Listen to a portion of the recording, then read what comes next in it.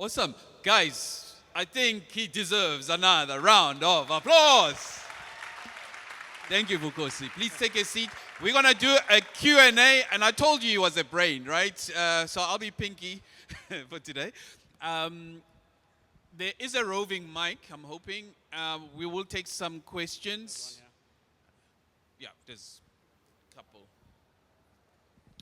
So to kick it off, I've got an observation and maybe even a question in that it's seemingly some of the guys here are farmers. Maybe they should stop growing the stuff that grows out of the ground and start data farming. It's seemingly that is it's got better yield, I would think. But honestly, access to data, African data, is a challenge. I've got a friend of mine who's working on giving young people phones and camera phones, old camera phones, so they can capture the visuals, because video is another form of data capture, correct? Yeah. So, yeah, how does it? Yeah, so there's two pieces in thinking about this. So the reason I did not want to just talk about let's create the data and not talking about the licensing is that it can be also very exploitative. So what's tending to happen right now is that these big tech companies are saying, oh, yeah, if Africans or South Americans or Southeast Asians want to be represented, oh, please give us your data. And as close as free as possible. So you find that now, countries in Kenya, they announce that, oh, now we're having 1,000 new tech jobs. And when you find out what these jobs are, it's Data labeling. Yeah, go either do data labeling or go take videos and get the thing. But then it's something else where now I'm paying you in American terms, 10 cents an hour for your work. But then on the other side, you're hearing that people in Silicon Valley are getting $100 million sign-on bonuses to join these AI companies, right? That then shows you that there's a very big disconnect, and it's very open to exploitation. So one of the things has been, how do we create? I'm not a lawyer, but then now I had to spend the last 2 years engaging with our law scholars to then say, how do we come up with new licensing techniques that allows us to balance some of these powers that are in the space? Because it's almost like you're being held hostage to say, oh, you want your language or you want your thing to be, give us the things for free. That's literally, and it's a big, at the moment, hot potato. It is becoming this thing, even of in some of the big meetings globally this year, of please do not talk about equitable or what do they other call it, sovereign AI. Right, please, it shouldn't be on the agenda, right, because of the orange person, of saying we don't do equitable, we don't do fair, we don't do all those things, because on their side it means that their companies cannot exploit and make the maximum profit out of what is thing. But it's not something that is just simply a thing about money. It's really about, you can't have and say 1 billion people are just going to be data labelers. That doesn't make any sense. It is not scalable, it doesn't make, and it's not a tech job. Every time I hear somebody say, oh, it's not a tech job at all. And then, and any questions? Oh, there's one over there. The mic disappeared. Yeah. Just to follow up on that, beyond just the exploitation of workers, how are we also ensuring that some of these knowledge systems that come from the AI aren't co-opted as well, right? Because that's also another colonial tool. Yeah, so that's the other part of we sometimes get this part of no, we don't need to really build the things here. We should just take the models that are built somewhere else and then tune them to our spaces. Right. It's very, you can't, when it comes to the indigenous knowledge, you can't place it that somebody who's sitting in Seattle or sitting in San Francisco will understand and really be able to extract that knowledge well. You need people here doing it. That knowledge also then becomes a base of people knowing that, oh, we're building it, we're understanding. And in some of these areas, as you said, we're trying to be more efficient and build smaller, for example, at Lelapa. You want that to be something that you can replicate. If I use, again, the example of language, Africa has probably about 3,000 languages. So let's say we're very nice and big tech is very benevolent. I think maybe they'll reach 100. So what about the 2,900? Well, that is not going to happen So they all die, right? And they're not given a chance. Their communities are not given an opportunity to make choices. But if you then say, oh, we're doing it here, what happens is that people now can say, oh, we have access to our own basic tooling. We understand how to do it. We can train our young people to be able to build the things that we want, and we can choose the directions we want. We can even make the choice that we're okay. We do not want to be represented by AI, and that's fine. But if you're not giving that option and you're saying, no, somebody has to be nice enough to gaze at you and then something will happen, that is not a way that we're going to go. Although in hindsight, and I'm being contentious here, is this maybe not a good thing that it's 0.1% or 0.01%, I think was the number? Because when these machines do get smart and they come for us, they won't find us. Yeah, and I'm partly being cynical, but I'm partly being serious. Is that not necessarily a good thing to be a late mover in that we can see the deficits or the bad side of rushing into this? Or you think the deficit would be the gap that we're getting so left behind? I'm not sure, and I'm not convinced which is the right one yet. Yeah. So there's an argument that can be made that way. So one of the things that happened while in the last 5 years or so has been doing our work is that there was a data set called JW300. It came from the Jehovah's Witnesses organization. And it got removed from the internet. So it was all these translations. They are very prolific translators. They translate a lot of their religious content into many languages, and they put in a cease and desist and said, please stop using our data. But what that meant is that for many African languages, they didn't have these parallel translation data anymore. So on one side, yes, you can look at it as a positive. Yeah. The positive is that now you don't use this as a crutch. You're using this very overly religious content to now create translation systems that, you're translating a book that is thousands of years, that language is not used today. It won't, if you see the translations, they really are, tend to be bad. But at the same time, for people to understand, the reason I wanted to highlight that AI has been with us for such a long time is that a lot of these systems are invisible to you. They've been making decisions about your lives, and you don't even know.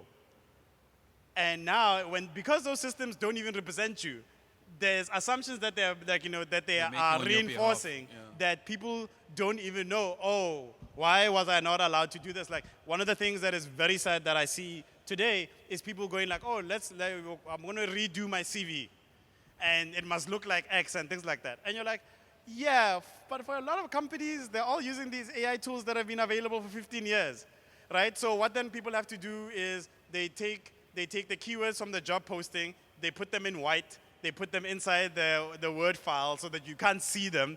But why? It's because they're changing their behavior so that the AI can flag their CV and say, this is worth somebody at HR looking at. Right? So in this case, it's not a tool that is necessarily assisting us. We're changing to fit these tools. And the worst people who are affected by these non-representation tend to be the most poorest, the people who are the most vulnerable in society, because they don't even understand that this is going on. Right? It's, oh, I'm applying. I was asked just to talk about my experience. I wrote my experience, but my thing keeps on being removed because it doesn't match exactly what the job posting was looking for. So if we don't fight, one, yes, what's going to be the regulation, what's going to be the policies, what's going to be the thing. It's everywhere. It is not one or the other. We don't have the luxury of saying we will only have one piece of it, or we'll only fight on one front. It will just be, we don't want the data. But then there's going to be the policy that comes with it. What are people allowed and not allowed to do with these types of systems? Because they've been already, the horse is already way out of the stable at this moment. But I think the positive, the bright side of that is that we have to have these conversations in order, at the very least, you know what you don't know. That's always a good positive start. But now that we do know, we can start influencing a direction that we would like to see. And I think that should be what is catalytic from today's event, is that start thinking about it. Because if you're not at the table, you have to be in it to win it, I guess. Yeah. Questions? Yep, there's two here. Understanding in the learning space within our food systems, restaurants, hospitality, we're moving into AI training and short video training, using AI, converting into languages that are easy currently available, like French, with the dialects changing drastically. then going back into African space where there isn't much available. Is it a collaborative space? Is it one where your department are open to working with individuals like ourselves that are in hospitality to create more effective and easily understandable content? Are you open to that? Yeah. I think a lot of the people who are working in these spaces are. We've worked to, outside Deep Learning Indaba, there's Masakane, which is a research collaborative of over 2,000 researchers who work on languages. So people are always interested in the kind of the use cases at the end. Like you don't want just to do the research for research's sake. We also then need to show, this actually then has this impact on people in a way. We also have to also push ourselves to say, yes, you could do French, but there's a lot that's already there. Some parts is, well, how do you do West African French in a better way? How do you do Bambara? How do you do all these other languages that are, again, a lot of speakers, but then they don't have these parts. So that's the part I always now bring in is say, okay, it's fine. You want to do this thing in English or this other language, but how do you bring in isiXhosa? How do you bring in Sesotho? And let's push ourselves, because the more you do that, those resources become better and better available, and then people also start seeing the use case, and it makes that unfortunate business case to say, we should really work and support this in a way. So, but yeah, we're very much open. And I think another important part to that is that people don't realize that language is everything. I heard someone say it the other day. He says, in the beginning there was the word, right? Literally, the word is everything. It's the imagination, creativity. So this work is important because all their future innovation is going to come back to how the word is interpreted. So if certain words are not there, you can see how this model doesn't become sustainable for a growing continent like ours. There was a question there. Yes. So my question was relating to awareness with regards to these gaps in resources and how far, the knowledge of these gaps has reached. Does it reach institutions like high schools, or does it simply stop at the tertiary level? Sure. Yeah. Thank you. I think, that's a good question. I think a number of us are working to be, the reason I would come to a space like this is to be engaging with all these different parts of society and explaining what's going on. And at the same time, what's happening likely in the background is you're also going to be asked, whether directly or indirectly, to make choices on these things, right? I might be a person, I'm still a proponent that in high schools, it's good to teach computational thinking. I'm not sure if people say, we should teach robotics on AI. There's still a lot of core knowledge that you just need to, once you understand a lot of some of the things of, here's the basic math, and here's basic computational thinking is how computers work. Some of these things become easier to grasp, or even yourself, you go like, but to do that, I will need this data. Very quickly, you look for the data, it's not there. It becomes very self-apparent.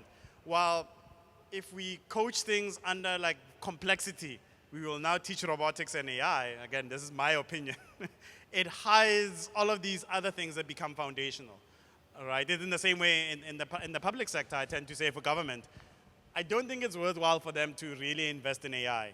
It's worthwhile for government systems to invest a lot in their basic data flow infrastructure. Right? There's information that probably all of you need that are connected to the food systems, when every time you ask the government, they're like, well, we don't release it. And you're like, but it's public information. Why is this not available? Spending more time on that means that innovators on the other side also know then how to pull from that. And it's a big thing. While if you then keep on every time running towards the shiny new thing that looks very complicated but looks very enticing, you forget to fix the basics, and now you bet on something that will either spectacularly fail or fail but people think that it's a success. Because the basics are not taken care of. Our health systems, we have, 5 years post-COVID, or whatever, 3 years post-COVID, I can tell you right now, I still do not believe that any public hospital in the country, the CEO arrives at 8 in the morning, it's 10 a.m., they can't tell you how many beds they have. Today, in 2025, yeah. Don't need AI. You don't need AI. You need the core things that allow you, that other people will build the rest of the stuff once you've got the pieces. But then what we do is then we keep on going. Like I think the reason the higher education minister had to put that 480 million is people were asking, how much is South African government putting into AI research? That question, yes, it should be asked. It's not enough, as I'm trying. The UK government in Africa is putting in $113 million over 5 years, more than South Africa is putting in its own sector, right? That's, almost 2 billion, right, comparatively to that. So South Africa is not putting enough. But then where that question came from is this thing more fascination about shiny new thing, as opposed to understanding what are the core things that we require as society.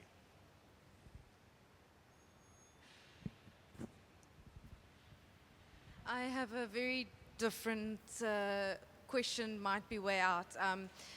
Language is all about communication, and all of us communicate in a different language. But forward thinking about communication might throw everything all out. Thinking about something like the Neuralink, that's communication to computer. What do you think the possibility is of talking to anything or language dying out completely because of technology like that? So on one is this will be a title of my talk in almost a month. I'll be talking about this. We're thinking about more than symbols here. People tend to like, oh, it's communication and we have these symbols. No, but then it's also our knowledge. We tend to say in Africa, you can't translate something. The reason that you say that is because when you say the thing, for somebody who doesn't speak that language, or who didn't grow up with it, you have to explain the historical context, you have to explain the geography, you have to explain all these pieces. So this one sentence becomes a multiple paragraphs of saying, oh, actually, for you to understand this sentence.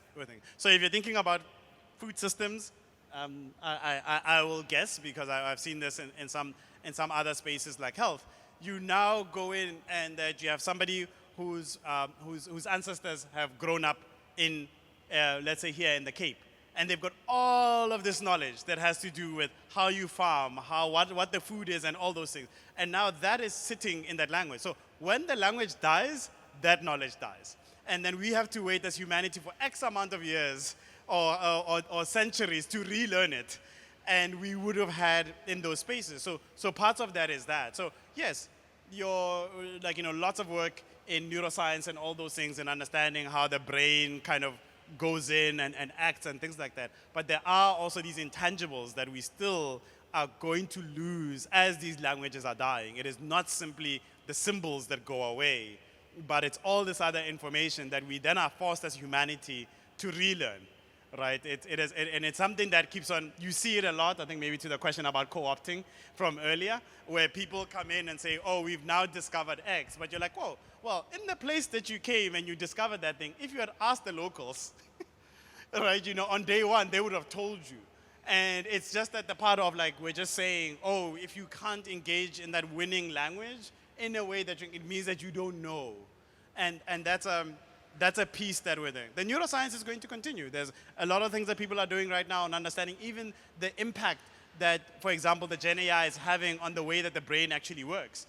Right, because it's just like a calculator. When a calculator came in, we changed the way we learn mathematics, right? So there will be those things, but it's not clear. And that's also another space that is very hard to discern what's happening in the brain. We are just kind of prodding it, seeing some inputs and outputs, and we still don't know what's actually going on.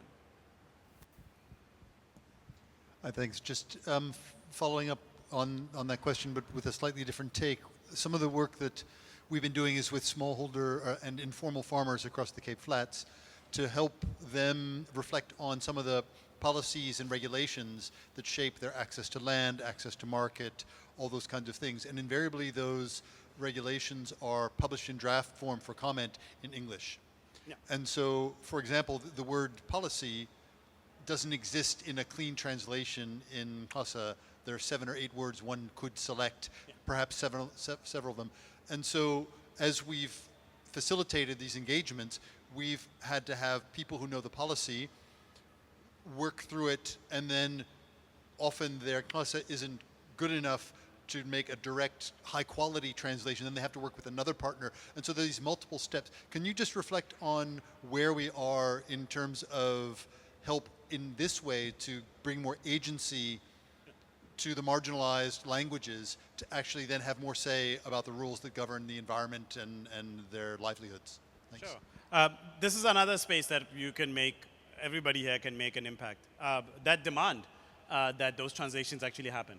That whole thing of kicking the can down the road is one of those spaces that government basically sits and says, okay, we have a piece of information that the public has to get access to, and some they have to be informed in whichever way, but it's too expensive to translate it. So getting professional translators to sit there who, remember in translation is again, not just simply word for word replacement, it's about the context. So sometimes they might sit there and say, oh, given the, what the spirit of what is being said in this paragraph, actually we're not going to do a direct translation of the words. We're going to change it and actually have an extra sentence that's inside there, and it provides anybody who knows Xhosa to understand actually what is being meant. It becomes interpretation as Yeah, opposed it to has to be translation. interpreted as well.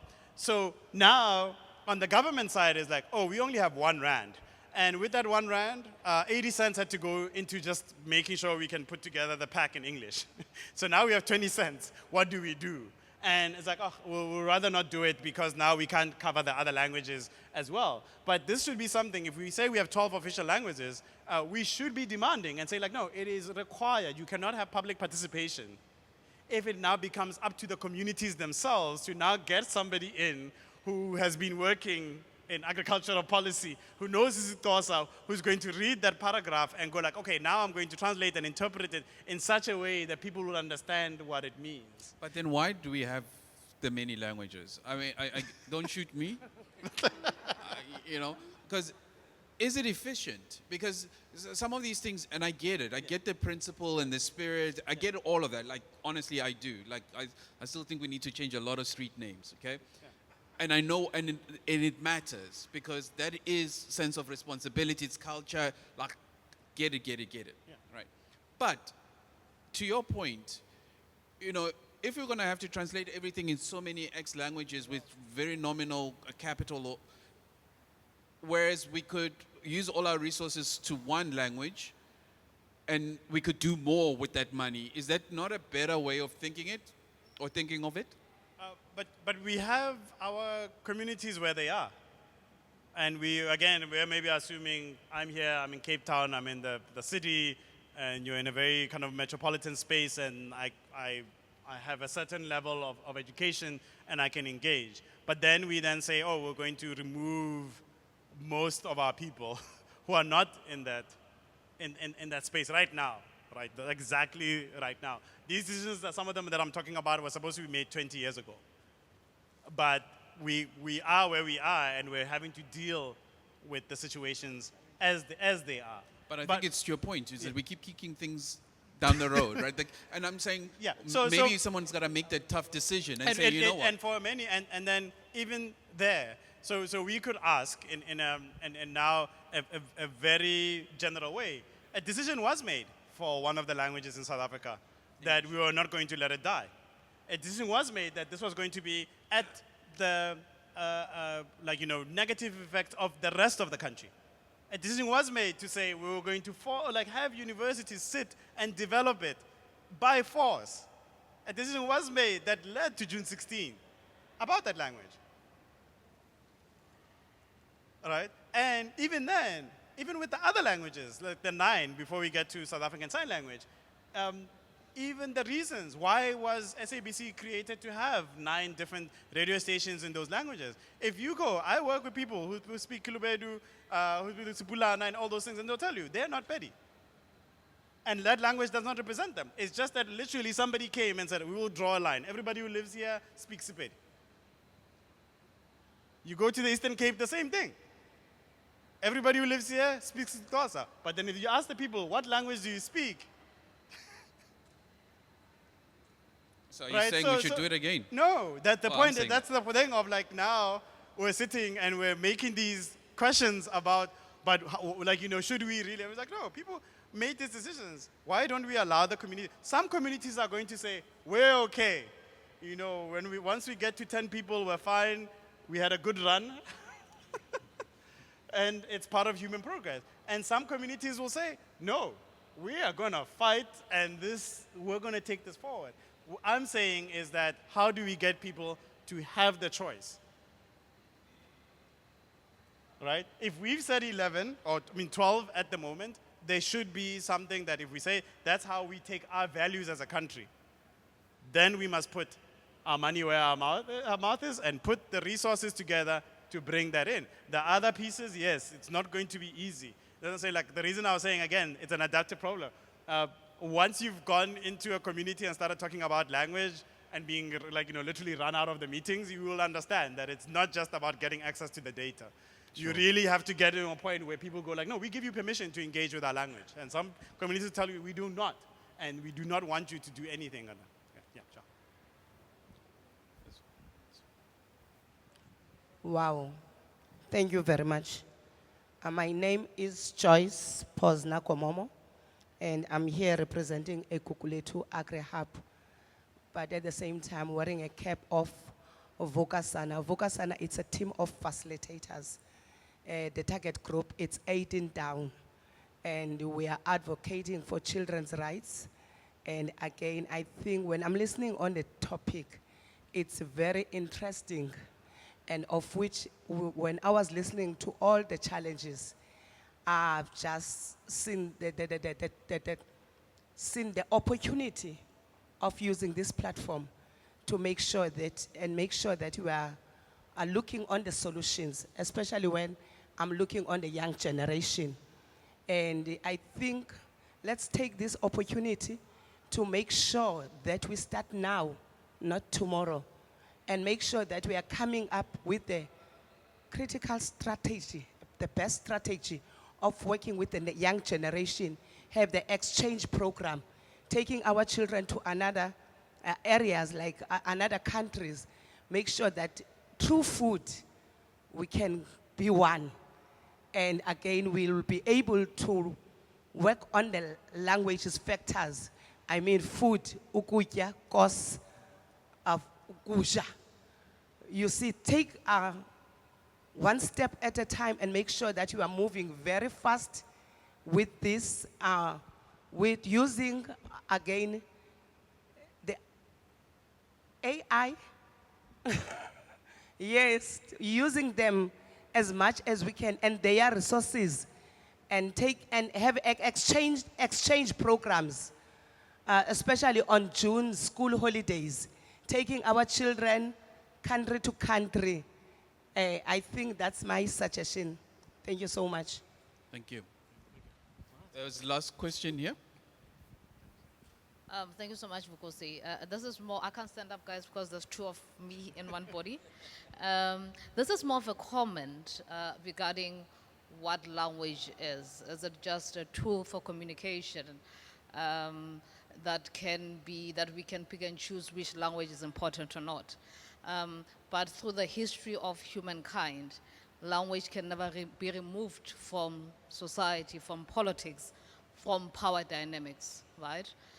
If you look at the German Empire, before it was the German Empire, if you look at how German became the biggest language in Europe and why it became the biggest language in Europe, if you look at where the French went, they killed all the African languages.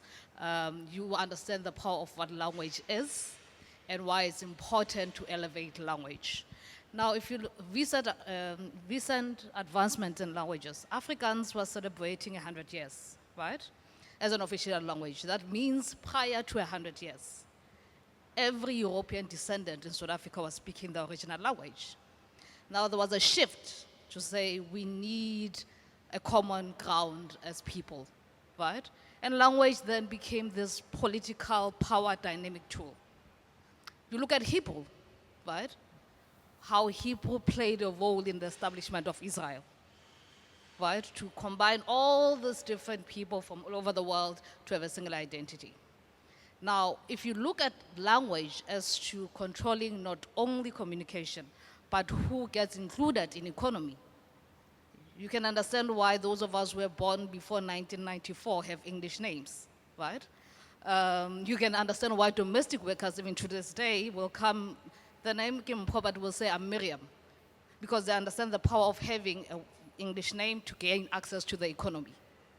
Now, when you say we can kill certain languages, or we can allow them to die off, or we should kind of not invest in them to be digitally included, that means what you're saying is that there are people who are not important enough to be ushered into the AI revolution. There are people who are not, important enough who will be part of the digital economy 50 years from now, 20 years from now, 30 years from now. Because as AI experts are saying, everything is going digital, we all have to go digital. If we exclude language, that means that people who will never be part of the economy. And if they are not part of the economy, it affects their livelihood, their access to, opportunities, and socio-economic status in its entirety. So, I think in summary of both points, as we first run out of time, how would you, encapsulate and provide a solution? Yeah, so on one is keep up the demand. On the other side, do ask why not, right? Instead of just getting like, oh no, we can't do it, like why not? On the other part says, as you create these resources, find ways that they become visible for people like myself, and yes, engage in the parts of these also being connected to equitable licenses, right? Understand we do have people who are available to engage with communities and say like, oh, organizations, as you're creating these resources, whether it's recordings, it's text in local languages, how do we put them out that people can use them, but then we still reserve our rights that if people do make, get benefit out of them, we find ways that specific types of benefits, we choose that then we want to be connected with those benefits. If somebody figures out how to make $1 million, we should get a cut out of those things because they wouldn't have been able to do it without our resources that's in there. And there are people who are waiting on there. And then the big one is, support the doers. There's a lot of people who are building in these areas. It's very hard. It's not easy being an entrepreneur in this space because, again, there's a lot of these kind of assumptions that we have that why support isiZulu in a system. The one that we have like at Lilapa is always going like, so why are you forced when you're calling a call center that you must speak in English? A lot of it has to do with compliance and the systems that are recording. It's not that anybody's listening to your recording, it's that there's AI systems that are going and then transcribing what's being said to provide feedback into in like big scale. So why shouldn't it be that somebody can call into a call center in Xhosa, talk about the problem that they were having and then get it resolved? Right, because they can now describe it very directly instead of trying to, do 3 translations or 2 levels of translation. Say, actually, the problem that I'm having is X. All right, while they could have just directly spoken that thing. So they have to be like, we have to find ways that we're asking, we're supporting, we're championing these spaces because nobody's going to do it. Believe me, like people thinking there's some magical person who chooses, it will just go away, and we're all going to be surprised that it's not there anymore. I think that's a good end, but as a parting contentious point, as I leave it with you, there is another side to that. We could just wake up and decide that we will mash all our languages and create one South African language that is representative of all, like we kind of sort of have, and there's a case study, we sort of kind of did it with our national anthem, right? The point is though, we should ask questions. We should, the age-old thing that says culture, this is how we've done it in culture. There are elements of that are good because, it's an identity part.